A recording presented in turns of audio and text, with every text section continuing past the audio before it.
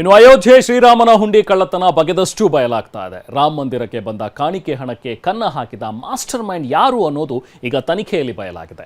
CCTV ಕ್ಯಾಮೆರಾಗಳ ಕಣ್ಣು ತಪ್ಪಿಸಿ ಏನೆಲ್ಲ ಮಾಡ್ತಿದ್ರು, ಸೂತ್ರಧಾರಿಗಳು ಯಾರು, ಪಾತ್ರಧಾರಿಗಳು ಯಾರು ಅನ್ನೋ ಸತ್ಯ ಈಗ ಒಂದೊಂದಾಗಿ ರಿವೀಲ್ ಆಗ್ತಿದೆ ನೋಡಿ. ಟ್ರಸ್ಟಿ ಅನಿಲ್ ಮಿಶ್ರಾ ಸೂಚನೆಯಂತೆ 125 ಸಿಬ್ಬಂದಿ ನೇಮಕ. ಅಯೋಧ್ಯೆ ರಾಮ ಮಂದಿರ ಕಾಣಿಕೆಗೆ ಕನ್ನ ಹಾಕಿದ ಪ್ರಕರಣ ದಿನಕ್ಕೊಂದು ತಿರುವು ಪಡೆದುಕೊಳ್ತಿದೆ.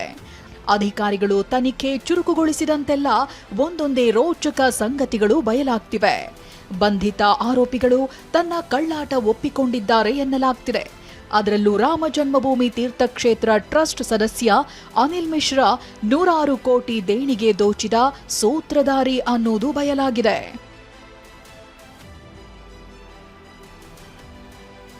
ಪೊಲೀಸರ ತನಿಖೆ ವೇಳೆ ರೋಚಕ ಸತ್ಯಗಳು ಬಯಲಾಗಿವೆ.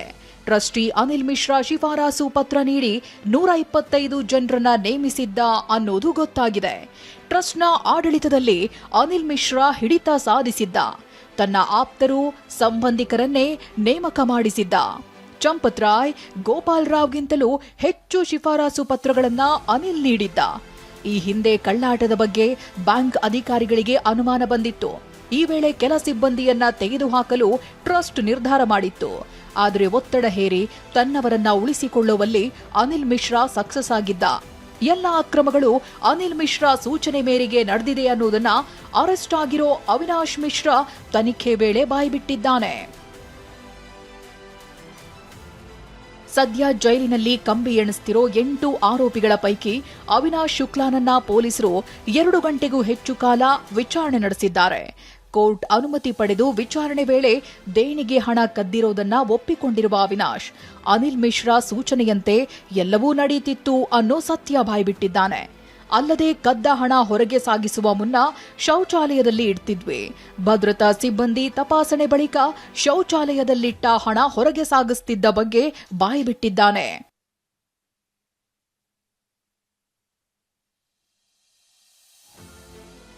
ಭಕ್ತರ ಹಣ ದೋಚಲು ನಕಲಿ ಕಾಣಿಕೆ ಬಾಕ್ಸ್, QR ಕೋಡ್. ಇದಿಷ್ಟೇ ಅಲ್ಲ, ಅಳಿಯ ಮತ್ತು ಭಾವ ಕರಾಮತ್ತು ನೋಡಿ ಪೊಲೀಸರೇ ದಂಗಾಗಿದ್ದಾರೆ.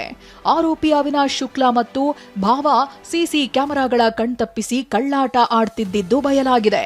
ಅವಿನಾಶ್ ಶುಕ್ಲಾನ ಬಾಡಿಗೆ ಮನೆ ಮೇಲೆ SIT ದಾಳಿ ನಡೆಸಿ ಇಂಚಿಂಚು ಶೋಧ ನಡೆಸಿತ್ತು.